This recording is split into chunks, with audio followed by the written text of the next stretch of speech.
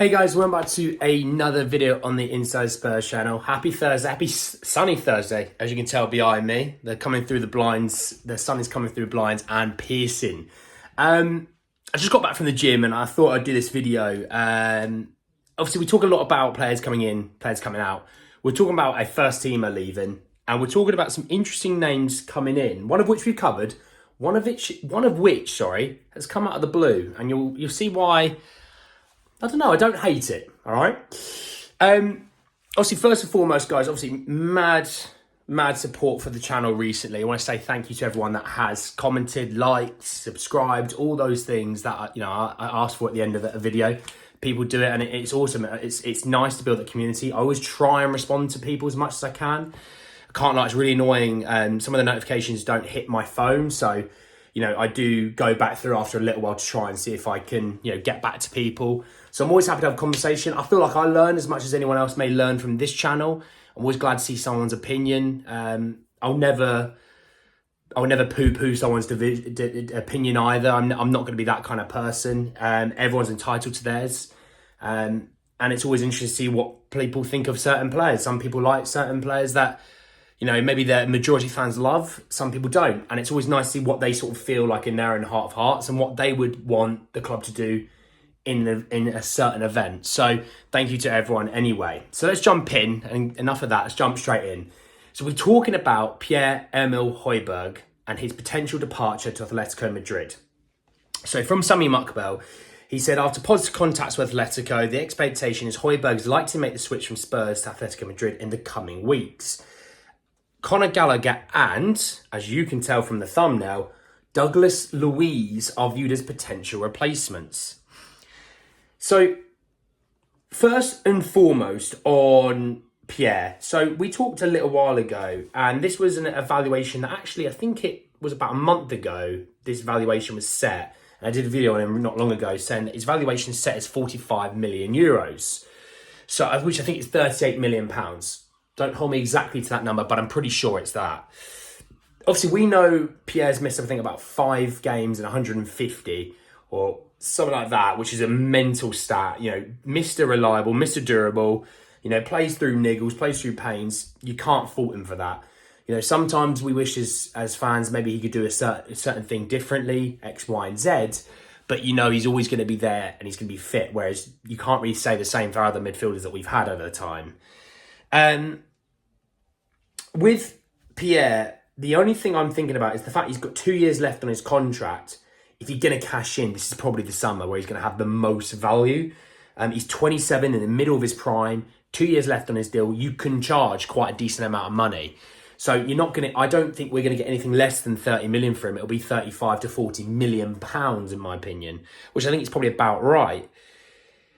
Obviously, it's important if we're going to let Pierre go, we have a replacement in mind. You're letting go a big first teamer, you have to replace him with someone. It's not something that we go, oh, it's all right, we've got Skip, or we've got Sarr, or we've got this guy, that guy. Even in Ndombele and Lo Celso, you're going to have to replace him, because I don't see Postecoglou keeping Sarr, Skip, Lo Celso, Ndombele, Maddison, Bentancur, which in theory probably is enough in terms of bodies, but I expect Pape Matar to go out on loan, therefore I expect one to come in. And you never know, Lo Celso might be moved on, or Ndombele might be let go, or whatever it might be, we're definitely going to have to get someone in. So I did see a report, just first and foremost on Conor Gallagher, I did see a report that Chelsea are very much aware of what they're doing in the transfer market and the potential that they are strengthening Premier League rivals. You've obviously got to remember, Mason Mount has not long just gone to Man United, and also Kovacic went to Man City. So they obviously are letting go of some of their first team players to their rivals. Whether you think they're good or not, in their mind, they've let go of 2 main first team players to their rivals. Hence why they're not too keen on letting another one go to a rival. Hence why I think Conor Gallagher would definitely cost a lot of money. Where I'm thinking 30 to 35 million would be suffice and an all right deal for all involved. I think they're going to want 50 million because they're going to want to overprice it in the event that if we do spend it, we're not going to spend money elsewhere on other positions that we need to work on, right? You see how the wheel's spinning in my head. So let's talk about Douglas Luiz. Obviously, because we haven't really spoken about him, and I think it's important that we give a bit of context. Now, first and foremost, I quite like Douglas Luiz. I think he's a good player. He's good on the ball. He holds position really well. Good defensive midfielder. Definitely would suit the Brazilian aspect that we have at the club. Obviously, we lost one in the summer. Yeah, you get another one in. There you go. You replace that one Brazilian with another. It's a joke. Don't think it like that, all right? So Douglas Luiz, 25 years old. So not even hit his prime yet, which is another key point. He's got 3 years left on his contract, and his market value, supposed from June 20th, is at 40 million euros. So just a tad bit under Pierre Hoiberg. I think that's probably about 33, maybe 34 million pounds. I think it's somewhere in there for that kind of money, which I think 35 million. I think you had a deal agreed with Arsenal not long ago, but Villa couldn't come to an agreement on it, or it ran out. It was on deadline day, I remember, in a January market. I think it was about 25 million. So I think probably say about 35 million is probably how things have progressed since then. He's probably worth about 35 million, if I'm honest. He's a Brazil international, capped 9 times, okay? Looking at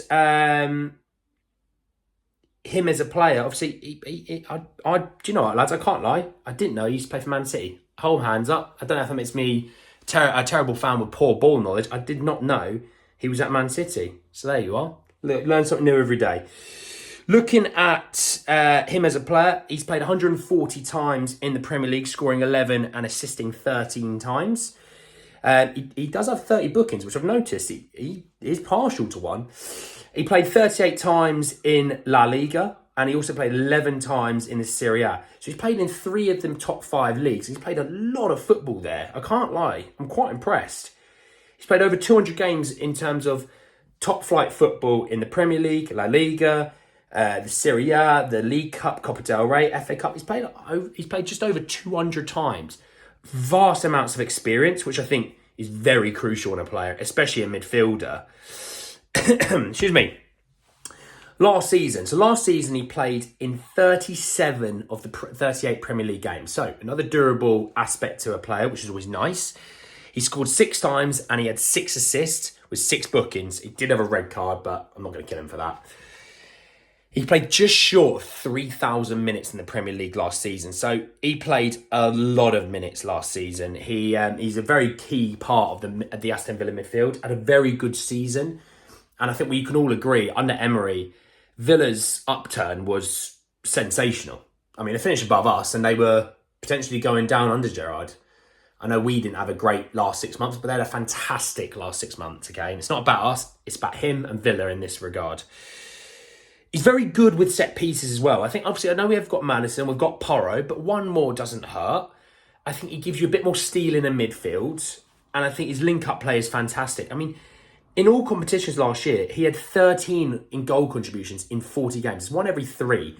From a defensive midfielder, that's not bad. That is not bad whatsoever. I mean, he's been linked to move away for quite a while now. And I'm all about this deal. I'd be all over this deal if we had the opportunity to do that. You know, year on year, he's improved. I mean, the year previous, he played in 34 Premier League games. He only had 5 goal contributions. So he went an extra 8 this last season. So he has improved year on year. He's probably about a year away from coming into his prime. He's got 3 years left on his contract. This is a player that could be a stalwart in the midfield, you know. There's no reason why potentially you could play Basuma, Douglas Luiz and Madison for the first little while of the season whilst you get Bentancur back. That's a decent midfield in my opinion. And then when you then realise next season where hopefully we've got European football again and you need a bigger squad, if you've got Douglas Luiz, Basuma, Bentancur, Madison, maybe an Ndombele, maybe Pape Matar comes back off loan and he's ready, you're talking about a decent midfield. Then it's just looking at, right, well, potentially Kane might go, you might need a striker, but you also need some defenders still. If Vicario works out, you've got your keeper sorted, you just need defenders. It's a good, strong position. I don't think central midfield is a pure weakness I don't think it's strong until Bentancur comes back, but I don't look at it as a pure weakness, if you know what I mean.